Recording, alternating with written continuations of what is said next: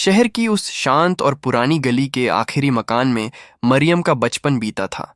लेकिन वह बचपन हंसी ठिठोली वाला नहीं, बल्कि खामोशियों से भरा था। जब वह बहुत छोटी थी, तभी उसके सिर से माँ बाप का साया उठ गया था। वह उस उम्र में थी जब बच्चों को दुनिया की कड़वाहट का इल्म नहीं होता, पर उसे अकेलेपन का मतलब समझ आ गया था। उसके मामा, जो एक बेहद नेक और रहमदिल इंसान थे, उसे अपने घर ले आए। मामा ने उसे कभी एहसास नहीं होने दिया कि वह अनाथ है, लेकिन मरियम खुद को हमेशा एक मेहमान की तरह ही देखती रही। मामा की अपनी बेटी सारा मरियम से मिजाज में बिल्कुल जुदा थी। सारा को नए फैशन, सोशल मीडिया की चमक धमक और मॉडर्न लाइफस्टाइल से लगाव था, जबकि मरियम का दिल नमाज, कुरान और घर की चार दीवारी के सुकून में लगता था। सारा जहां हर छोटी बात पर अपनी राय रखती और खुद को कॉन्फिडेंट दिखाती, वहीं मरियम खामोशी से घर के हर काम में हाथ बंटाती और अपनी पढ़ाई में मशगूल रहती।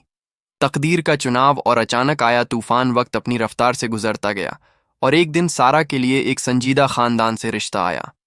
वे लोग सादगी पसंद और नेक मिजाज थे। जब वे घर आए तो सारा अपनी पूरी तड़क भड़क और मॉडर्न अंदाज में उनके सामने आई। लेकिन उन मेहमानों को सारा का दिखावा और बोलने का अंदाज अपनी रवायतों से मेल खाता हुआ नहीं लगा। तभी मरियम सादे से हिजाब में, नजरें झुकाए चाय की ट्रे लेकर कमरे में दाखिल हुई। उसके चेहरे की सादगी और उसकी आंखों में छिपे हया ने मेहमानों के दिल पर गहरा असर किया। उन्होंने बिना किसी झिझक के मामा से कह दिया कि वे अपनी बहू के रूप में सारा को नहीं, बल्कि मरियम को चुनना चाहते हैं। मामा के लिए यह एक मुश्किल घड़ी थी, पर वे जानते थे कि मरियम एक बेशकीमती हीरा है। उन्होंने मरियम की रजामंदी ली और निकाह पक्का हो गया। मरियम ने बस मुसल्ले पर बैठकर अल्लाह से यही दुआ की कि ए अल्लाह, मेरे नसीब में जो तूने लिखा है, मुझे उस पर राजी रहने की तौफीक दे। आजमाइश की घड़ी और निकाह का अहद निकाह की तैयारियां शुरू ही हुई थीं कि अचानक एक मनहूस खबर ने खुशियों को ग्रहण लगा दिया। जिस लड़के से मरियम का निकाह होना था, उसका नाम जैद था। जैद का एक बहुत बुरा एक्सीडेंट हो गया। डॉक्टरों ने उसकी जान तो बचा ली, पर एक कड़वी हकीकत सामने आई कि वह अब कभी ठीक से चल नहीं पाएगा और उसे ताउम्र बैसाखियों या सहारे की जरूरत होगी।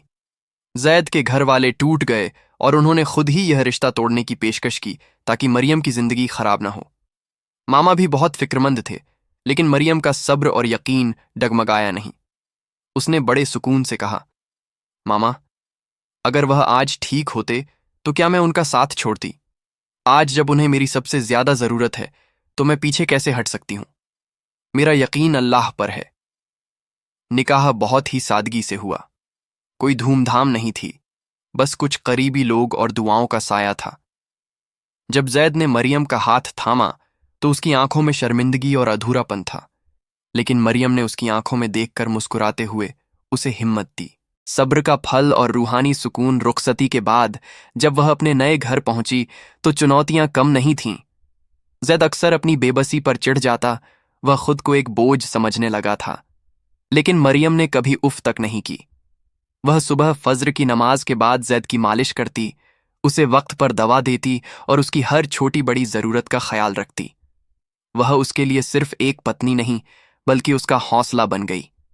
वह जैद को कुरान की आयतें सुनाती और उसे बताती कि आजमाइशें उन्हीं पर आती हैं जिनसे अल्लाह मोहब्बत करता है। धीरे धीरे मरियम की इस बेपनाह मोहब्बत और निस्वार्थ खिदमत ने जैद के दिल की कड़वाहट को धो दिया। वह जो कभी अपनी किस्मत को कोसता था, अब मरियम की मौजूदगी के लिए अल्लाह का शुक्र अदा करने लगा। उसे एहसास हुआ कि असली खूबसूरती चेहरे की चमक या चलने के सलीके में नहीं, बल्कि रूह की पाकीज़गी में होती है। मरियम ने अपनी पढ़ाई भी जारी रखी और घर को भी एक जन्नत की तरह संवारा। एक दिन जैद ने भावुक होकर कहा, मरियम, मैं शायद कभी तुम्हारे इस एहसान का कर्ज नहीं उतार पाऊंगा। मरियम ने बड़ी सादगी से जवाब दिया, एहसान कैसा जैद? आप मेरा सुकून है और मैं आपकी ताकत। अल्लाह ने हमें एक दूसरे का लिबास बनाया है। आज उस घर में बैसाखियों की आवाज किसी मजबूरी की नहीं, बल्कि संघर्ष और जीत की निशानी लगती है। मरियम ने अपने सब्र, नमाज और ईमानदारी से यह साबित कर दिया कि अगर नीयत साफ हो और अल्लाह पर अटूट भरोसा हो तो जिंदगी के सबसे बड़े हादसों को भी मोहब्बत और सुकून में बदला जा सकता है। सारा की चमक धमक वाली दुनिया के मुकाबले मरियम की यह सादी सी गृहस्थी आज मिसाल बन चुकी थी, जहां हर दिन की शुरुआत अल्लाह के शुक्र और अंत एक दूसरे के सम्मान के साथ होता था।